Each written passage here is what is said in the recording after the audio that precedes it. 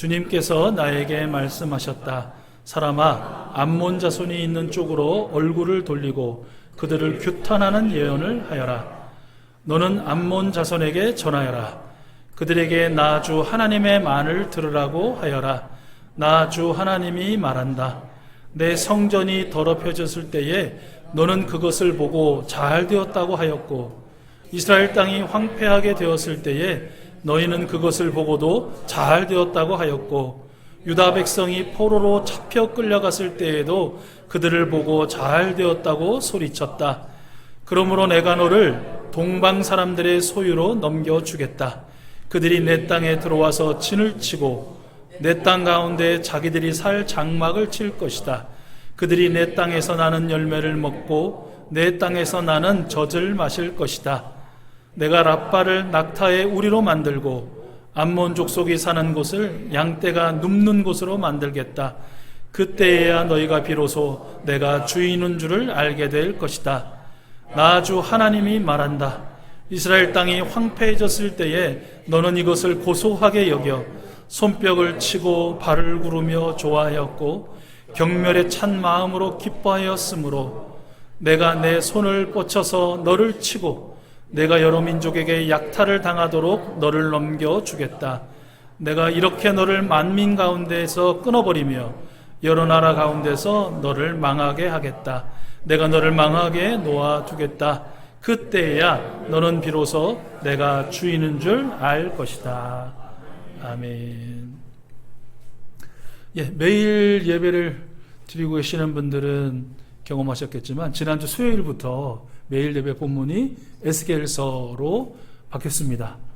7월 들어가지고 1월 1일부터 15일까지는 시편 말씀 아마 보시고 아주 은혜롭게 또 찬양하면서 그렇게 어렵지 않은 마음으로 본문을 묵상하시고 또 어떻게 하면 적용하며 살 수 있을까 그렇게 보내셨을 텐데 갑자기 에스겔서가 또 이제 탁 들어와서 조금은 좀 낯설기도 하시고 좀 어렵게 느껴지실 수도 있을 것 같아요.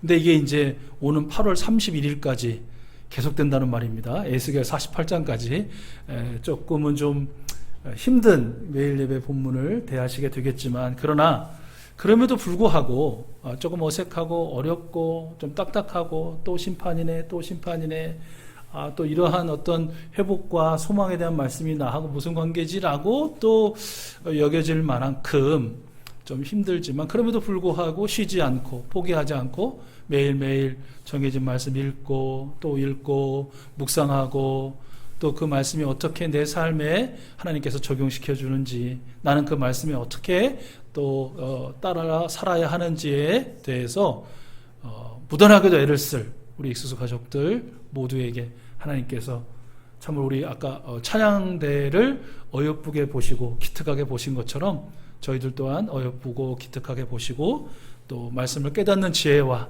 또 말씀대로 살아갈 능력과 또 말씀으로 인한 귀한 열매의 축복을 허락해 주실 줄로 믿습니다.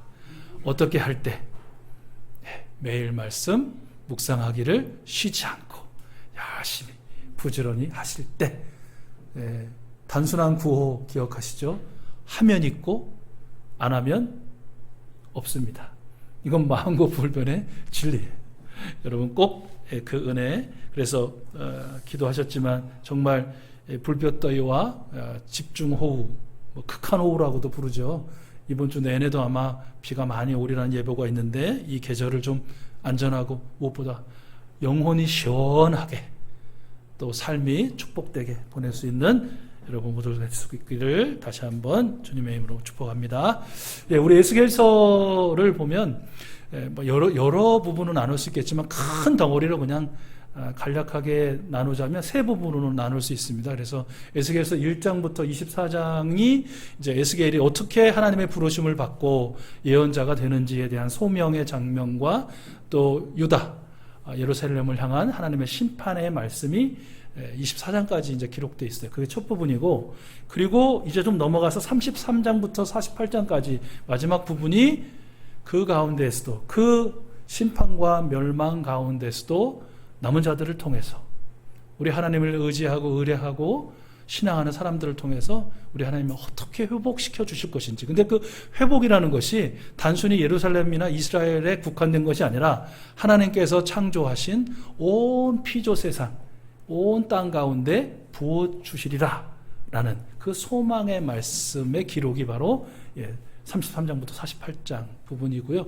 그 앞부분 심판과 회복의 소망의 말씀 사이에 껴있는 25장부터 32장 이 부분인데, 이것은 이스라엘 주변에 있는 나라들, 그러니까 우리가 오늘 살펴볼 암몬, 모압, 에돔, 또 블레셋, 또 이 두로와 시돈, 그리고 마지막으로 이집트까지 그 주변의 그 열강들에 대한 하나님의 심판, 이스라엘만이 아니라 그들에게 하나님께서 심판하신다라는 내용의 기록, 이렇게 세 부분으로 나눌 수 있어요. 먼저 좀 화면 보시면, 그러면 25장부터 32장까지 하나님의 심판을 면할 수 없는 나라들의 위치 좀 보시면, 그 예루살렘이 있죠, 그죠? 예루살렘을 중심으로 한 남유다가 있고, 이제 빨간 원 안에 있는데, 그 오른쪽에 보시면 이제 위에서부터 암몬, 모압, 에돔, 이렇게 세 민족이라고 해야 되나요? 나라라고 해야 되나요? 그러니까 지금의 요르단입니다. 그 요르단이라는 땅에 위치해 있는 것이고요. 그리고 이제 오른쪽으로 가시면 블레셋, 우리가 너무나 잘 익숙하죠. 지금의 그 팔레스타인 땅의 가자 지구, 계속해서 이스라엘에게 그 폭격을 당하고 있고 어려움을 당하고 있는 그 땅이고요. 그 위로 올라가시면 두로와 시돈, 그러니까 도시국가인데 지금의 뭐 레바논, 시리아 일부가 될 것 같습니다. 그리고 마지막으로는 이제 아래로 내려오시면 애굽이라고 되는 이집트이죠. 이런 나라들이 바로 25장에서 32장에 하나님의 심판을 면할 수 없는 나라들로 기록된 나라들의 위치다라고 보시면 될 것 같습니다. 이 지도를 보여드리는 이유는 단순합니다. 그러니까 이 나라들이 결국은 어디에 위치해 있었느냐? 하나님의 선민이라고 말하는 이스라엘의 국경과 맞대어 있었던 나라들이다라는 거예요. 국경과 맞대어 있다는 것은 어떤 걸 의미할까요? 수도 없이 뭐 좋을 때도 있지만 침략하고 침략당하고 약탈하고 약탈당하고 지배하고 또 지배받고 크고 작은 전쟁이 끊임없이 이어졌고요. 그 역사의 명멸을 같이 했던 그런 나라들, 그런 민족들이었다라는 것을 설명해 드리려고 이 지도를 보여드렸습니다. 자, 오늘 함께 읽은 1절부터 7절의 기록, 그 중에 암몬에 임한 하나님의 심판의 말씀 한번 살펴보죠. 이게 암몬이라는 나라는요, 이게 모압이라는 나라와 함께 이스라엘과는 친척이라고 할 수 있죠. 먼 친척. 왜 그렇습니까? 창세기의 기록을 익히 알고 계시겠지만 이스라엘의 조상은 누구죠? 이스라엘의 조상 아브라함이죠. 네, 그렇죠. 이스라엘 조상. 굉장히 모르는 척 하시는 데는 하여튼 일가견이 있으신 것 같습니다. 이스라엘 조상은 아브라함이고요. 그 아브라함이 이제 하나님의 부르심에 따라 순종해서 가나안 땅에 들어와서 함께 지낼 때 이제 땅을 나누잖아요. 그죠? 그 땅을 조카인 롯과 나누죠. 그런데 이 롯이 이제 그 유명한 소돔과 거기 고모라에 가서 살다가 이제 하나님의 불심판을 받고 떠나오면서 이제 그의 두 딸이 이제 우리 민족이 사라질 것 같다. 우리 이 가족이 더 이상 이 땅에 존재하지 않을 것 같다. 어떡하지? 고민하다가 생각해낸 방법이 뭐예요? 참으로 정말 말도 안 되는 아버지를 상대로, 그러면 우리가 자손을 잇자. 그래서 첫째 딸이 아버지와 관계에서 나온, 그리고 이어진 민족이 이제 모압이라는 민족이고요. 둘째 딸이 또한 아버지와 관계해서 나온 또 민족이 이 암몬이라는 민족이에요. 그러니까 이제 아브라함과 롯이 사촌이라면 이스라엘 자손과 모압인 암몬의 자손은 뭐 따지고 보면 멀리는 사촌간이고 육촌간이라고 할 수 있을까요? 아무튼 굉장히 가까운 친족 관계였다라고 할 수 있을 것 같아요. 이 이스라엘과 암몬에 대한 이것을 시작으로 해서 하나님께서 직접적으로 암몬에 대해서 말씀해 주시는 게 이제 신명기 2장 19절에 나와 있는데, 그 말씀은 뭐냐면 이제 출애굽한 이스라엘 백성들이 가나안 땅에 들어갈 거 아니에요? 가나안 땅에 들어갈 때 하나님의 인도하시는 데서 에돔 족속도 만나고 모압 족속도 만나고 암몬 족속이 이미 살고 있는 그 사람들을 만나게 될 거예요. 그럴 때 어떻게 하냐? 이렇게 하라라고 명령하세요. 어떻게 말씀하면 제가 들려드릴게요. 하나님 말씀하시기를 암몬 자손이 사는 곳에 다다를 것이니 너는 그들을 괴롭히지도 말고 싸우지도 말아라. 암몬 족속의 땅은 내가 너에게 유산으로 주기로 한 땅이 아니다. 그곳은 내가 이미 롯의 자손에게 유산으로 주었기 때문이다. 그러니까 하나님은 이미 유산을 땅을 암몬에게 줬으니까 너희들이 가더라도 그들하고 싸우거나 괴롭히지 말고 그냥 편히 길을 지나서 요단강 건너편 가나안 땅으로 들어가라. 그렇게 명령하신 거예요. 그러니까 굉장히 호의적으로 대할 것을 명령하신 것이죠. 그리고 나서 또 이제 암몬이 이 성경의 기록에 등장하는 것은 사사시대예요. 사사시대에 계속해서 그때는 이제 뭐 나라의 개념이 없으니까 이제 또 부족 국가들이겠죠. 부족 국가들끼리 계속 존재하던 때에 또 이 암몬 그리고 여러 가지 민족들이 이스라엘 땅 사람들이 살고 있는 그 가나안 땅에 자주 쳐들어왔습니다. 침략하고 또 약탈하기도 하고요. 또 한때는 그 사람들의 지배를 받기도 하고 그 암몬의 신 밀곰이기도 하고 또 몰렉이라고도 부르는 그 신을 이스라엘 사람들이 강제적으로 또 숭배할 수밖에 없는 그런 일도 있었습니다. 그러다가 이제 이스라엘 왕정 시대에 들어와서는 이제 이스라엘이 암몬을 일방적으로 지배합니다. 사울 왕도 전쟁에서 이들을 격퇴시키고 또 다윗은 이들을 점령해서 속국으로 만들어 버려요. 그러니까 조공을 바치는 그런 나라로 만들어 버립니다. 솔로몬 시대에 들어와서는 이 솔로몬이 또 부인을 많이 두지 않습니까? 뭐 어떤 분은 뭐 정력이 좋아서 아니죠. 정략적인 것이죠. 주변의 많은 나라들과 함께 또 평화협정을 또 하면서 그 부흥을 그런 꾀했기 때문이다라고 할 수 있어요. 그 중에 그 많은 부인을 맞이하는 중에 암몬의 왕의 공주도 또 이 부인으로 맞아들이게 되는데요. 그러면서 뭐가 다 따라 들어올까요? 예, 암몬의 문화, 암몬의 우상도 다 따라 들어오게 되고 솔로몬은 이스라엘 왕 야훼 신을 섬기는 유일 신을 섬기는 민족의 왕이면서도 그녀들이 가지고 들어온 그 신을 섬길 수 있는 산당을 예루살렘에 만들어 줍니다. 누구든지 자유롭게 뭐 일종의 종교의 자유라고 해야 될까요? 그런 일이 또 벌어지기도 했다라는 것이고요. 솔로몬 사후에 이제 이스라엘이 남북으로 갈리지 않습니까? 북이스라엘과 남유다 이렇게 두 나라로 갈렸을 때를 틈타서 이제 암몬도 주변의 여러 나라들과 함께 연합해서 계속해서 침략합니다. 무너뜨리려고 애를 쓰죠. 그러다가 남유다 여호사밧 왕 때에 이 세 민족 암몬, 모압, 에돔이 지금 요르단이라고 할 수 있는 땅에 거하는 사람들이라고 할 수 있는 사람들이 연합군을 만들어서 남유다를 쳐들어오죠. 그러나 여호사밧 왕은 하나님께 기도하고 하나님께서 그들에게 자중질환이 일어나게 하셔서 패배하게 만듭니다. 그런 역사적인 사건도 있었습니다.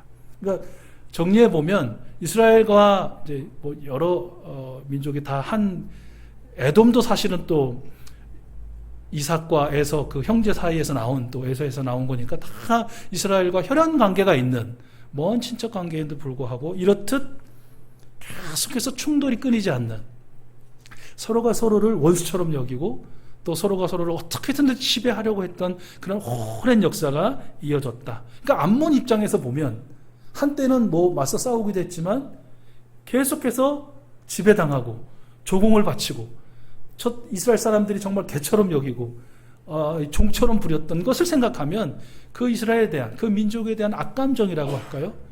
정말 이 원수 같은 민족이라는 마음이 그 마음에 심겨지지 않았을까라고 우리가 아마 짐작해 볼 수 있을 것 같습니다. 자, 그러던 중에 이 암몬에게 정말 기쁘고 기쁜 소식이 전해진 것이죠.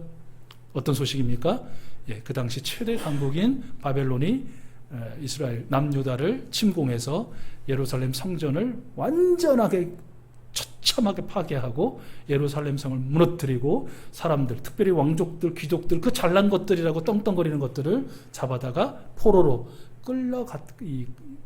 끌어서 다 갔다라는 그런 소식을 전해드린 것입니다. 예, 얼마나 기뻤겠어요? 즐거웠겠어요? 자, 3절과 6절의 기록이에요. 자, 이 소식을 들은 암몬의 반응, 우리 함께 아까 같이 읽었지만 다시 한번 3절과 6절 화면 보시고 이스라엘 멸망을 보고 들은 암몬의 반응입니다. 같이 읽겠습니다. 시작. 나 주 하나님이 말한다. 내 성전이 더럽혀졌을 때에 너는 그것을 보고 잘 되었다고 하였고 이스라엘 땅이 황폐하게 되었을 때에 너희는 그것을 보고도 잘 되었다고 하였고 유다 백성이 포로로 잡혀갔을 때에도 그들을 보고 잘 되었다고 소리쳤다. 나 주 하나님이 말한다. 이스라엘 땅이 황폐해졌을 때에 너는 이것을 고소하게 여겨 손뼉을 치고 발을 구르며 좋아하였고 경멸에 찬 마음으로 기뻐하였다. 앞서서 말씀드렸지만 한번 우리가 암몬 사람들이 한번 돼보자고요. 우리가 암몬 사람이었다면 이스라엘의 그런 멸망의 소식을 듣고 어떤 마음이었겠어요? 뭐 당연한 거 아니겠어요? 지금 우리가 함께 읽으신 이 말씀의 내용처럼 대대로 악연을 이어온 이 유다의 멸망 소식을 듣고 잘됐다. 너무 잘됐다. 사필귀정이지. 막 이러면서 박수치면서 발을 구르면서 좋아하지 않았겠습니까? 조롱과 경멸에 찬 마음으로 아이고 내가 그럴 줄 알았다. 그러면서 저주 퍼붓지 않았겠습니까? 뭐 그리 이게 잘못된 일인가? 원수된 나라의 멸망을 좋아하고 기뻐하는 거, 조롱하는 거, 그 뭐 사람이라면 당연한 거 아니야? 라는 게 저만의 생각인가요? 여러분들은 어떻게 그럴 수가 있어? 아무리 원수라도 그러면 안 되지 뭐 이러신 건 아니시죠? 우리가 그렇기 때문인 것 같아요.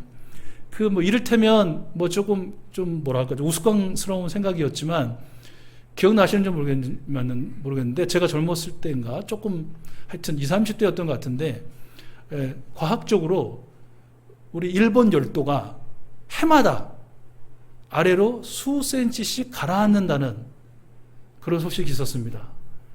그 소식을 들으면서 얼마나 반갑고 즐거웠는지 모릅니다.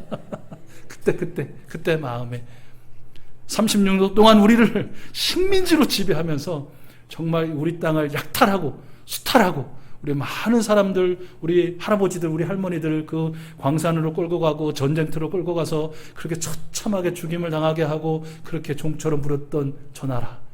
우리 한국 전쟁, 6.25 전쟁으로 인해서 우리는 정말 피비린내 나는 그 전쟁을 벌이고 있는데 옆에서 무기 만들어내면서 경제적으로 부흥을 아주 꿈꾸고 또 이 경험했던 아주 전쟁이 있어야 우리 경제가 살아 뭐 이딴 식으로 또 했던 그런 나라.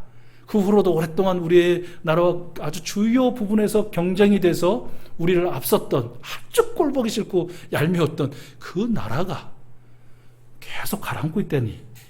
그 얼마 지나면 이제 완전히 가라앉는다니. 얼마나 마음이 좋았는지 모릅니다. 그랬었던 적 없으세요? 있으셨죠? 네. 억지로 막 하는 것 같아. 있으셨죠? 뭐. 그런 거. 그런 마음이 아닐까. 뭐, 어떤 분은 그런 말도 하는 분 계세요. 일본이 왜 가라앉지 않느냐. 온갖 우상과 잡신들을 섬겨서 그렇다. 라고 또 그렇게까지 또 하신 분도 계시고. 또 저쪽 이 동남아시아 쪽에 지진과 해일과 쓰나미로 인해서 수만 명, 수십만 명이 희생을 당해도 그거 우상 섬겨서 그런 것이다. 잘 됐다, 심지어는. 우상 섬기는 꼴이 그런 꼴 아니냐? 뭐 또 이렇게 하시는 분들도 계셨고요. 우리나라는 또 어때요? 아주 그냥 있을 수 없는 사고로 인해서 수많은 자식들을 잃고 부모 형제를 잃고 친구와 이웃들을 잃고 어떻게든지 이 사건의 원인을 밝혀달라고 탄식하면서 울부짖는 사람들 옆에서 피자 먹고 통닭 뜯으면서 또 폭식으로 조롱하고 또 그들을 힐난하는 그런 일도 있었다라는 것이에요. 오랜 악감정을 가진 대상이든 그렇지 않은 대상이든 심지어는 나와 전혀 무관한 대상임에도 불구하고 우리 오늘을 사는 현대인들은 누군가의 아픔, 실패, 고통, 그 고난을 보면서 유난히도 그렇게 비웃고 조롱하고 또 심지어 저주를 퍼붓는 일들이 비일비재하더라. 이런 것들이 어디에 넘쳐나요? 우리 젊은이들이 또 자주 대할 수밖에 없는, 영향을 많이 받을 수밖에 없는 이런 어떤 인터넷 공간들, SNS들, 유튜브에 보면 엄청난 많은 그런 타인의 고통에 대해서, 타인의 고난에 대해서, 타인의 눈물과 그 한숨과 가슴춤에 대해서 비웃고 조롱하는 그런 일들이 너무너무 편만하게 퍼져 있는 것을 보게 되더라라는 것이에요. 그래서 현대사회를 남의 고통에서 느끼는 기쁨에 중독된 사회, 이렇게 부르기도 한다고 합니다. 그러니까 신용어가 만들어질 정도예요. 남의 고통에서 기쁨을 느끼는 거. 굉장히 과학적이죠. 변태적이에요. 근데 우리도 한편으로 그런 마음들이 있지 않은가라는 것이에요. 오늘 사는 우리도 그렇고, 오늘 말씀에서 본 것처럼 지금으로부터 약 2500년 전을 살았던 그 암몬 자손도 마찬가지. 바로 이스라엘이라는 그 남의 나라의, 남의 민족의 고통에서 그 박수하고 춤을 추고 소리치고 기뻐하는 어떻게 보면 그 더러운 기쁨에 중독되어서 있었다라는 것을 우리 확인할 수 있는 것이죠. 그런데 바로 이것이 암몬이라는 나라의 멸망의 결정적인 이유다라는 것을 오늘 우리는 확인할 수 있는 것이에요. 여러 가지 멸망의 이유가 있었겠지만 바로 이렇게 다른 나라의 고통, 그 고통에서 기쁨을 느끼며 비웃고 조롱하고 저주를 퍼부을 때 하나님께서는 심판하지 않으실 수 없었다. 그들도 똑같은 나라 바벨론에 의해서 똑같은 방식으로 침략을 받아 완전하게 황폐화되고 이제는 그 민족이 소리 소문 없이 사라지게 되는 그런 멸망을 당할 수밖에 없게 되더라라는 것이에요. 이 구체적으로 세 가지 이유를 좀 보면, 첫 번째는 암몬이 왜 기뻐했겠어요? 그것은 자신들의 이익 때문이었겠죠. 항상 경쟁하고 항상 이 비견되고 견주어되는 대상이 사라져 버린다면 그건 모든 것들은 자기한테 이익으로 돌아오지 않겠어요? 소위 우리가 반사이익이라고 부르는 거. 나눠야 됐다는 것들을 나누지 않아도 되는 그런 이익들. 하나님의 심판과 한 민족의 피눈물을 오직 나에게는 유리한 기회가 왔어. 이건 참 좋은 일이야 라고 해석하는 극단적인 이기주의자, 그리고 영적인 둔감함. 하나님은 인간의 고통을 단순한 가십이나 자신의 유익을 위한 기회로 소비하는 이 오만함을 결코 용서하지 않으신다는 우리 깨달을 수 있고요. 두 번째는 암몬이 이스라엘을 조롱했다는 것은 단순한 이스라엘의 조롱만이 아니죠. 누구에 대한 조롱입니까? 이스라엘을 창조하시고 선택하신 하나님에 대한 조롱이었다라는 것이에요. 하나님을 향한 비웃음이었다라는 것이에요. 하나님을 향한 저주였다라는 것이에요. 하나님은 고통받는 자를 향한 조롱을 바로 당신이 받는 조롱으로 여기신다라는 거. 고난 중에 있는 사람들이 받는 그 저주를 하나님은 당신을 향한 저주로 받아주신다는 거. 이게 너무너무 중요한 거예요. 우리 이거 잊지 말아야 해요. 결코 잊지 말고 늘 기억해야 할 것입니다. 세 번째는 암몬은 이스라엘의 멸망을 보면서 어떤 영적인 교훈을 얻어야 됐겠죠. 자신들을 돌아봐야 됐겠죠. 자신들의 상황은 어떻고 형편은 어떻고 또 자신들의 미래는 어떻게 될 것인가, 그리고 지금 무엇을 해야 될 것인가. 전혀 교훈을 얻지도 못했고 그 뒤에 돌이킴도 없었고 소위 회개도 없었고 그냥 그렇게 살다가 하나님의 심판을 받게 되어진 것이죠. 더 처참한 종말을 맞이하게 된 것이다 라는 것이에요. 정리하면 우리 하나님께서 끊으시고 망하게 하신 나라 또는 어떤 단체, 개인일 수도 있겠는데 타인의 불행을 즐기고 조롱하고 저주하고 자신은 영원히 안전할 것이라고 자신하는 교만한 그런 나라, 그런 공동체, 그런 개인이라는 것 여러분 꼭 기억하셨으면 좋겠습니다. 암몬에 대한 이야기만이 아니겠죠. 하나님께서 오늘 우리에게 주신 말씀이 바로 나 자신. 오늘 우리는 우리 자신을 돌아보았으면 좋겠습니다. 그리스도인 된 나는 어떤 사람인가? 우리는 다른 사람의, 다른 나라의, 다른 어떤 모임의 공동체의 혹시 불행한 소식을 듣고 사고 소식을 듣고 그들의 고난과 고통을 알면서도 야, 잘됐다. 나를 그렇게 미워하더니 날 그렇게 조도하더니 너가 결국은 그런 꼴을 당하는구나 하는 그런 사람들이 있지. 별로 나랑 관계도 없는 사람인데 그저 어떤 우리의 선입견이나 편견으로 인해서 그냥 비워지는 사람이 또 잘못되는 것들에 대해서 또 박수치는 건 아닌지.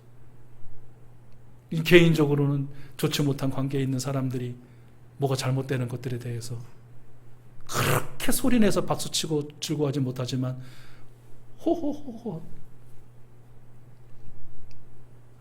나아가서 그렇게 조롱하고 힐난하고 저주는 하지 않지만 무감각하고 무관심한 경우도 있잖아요.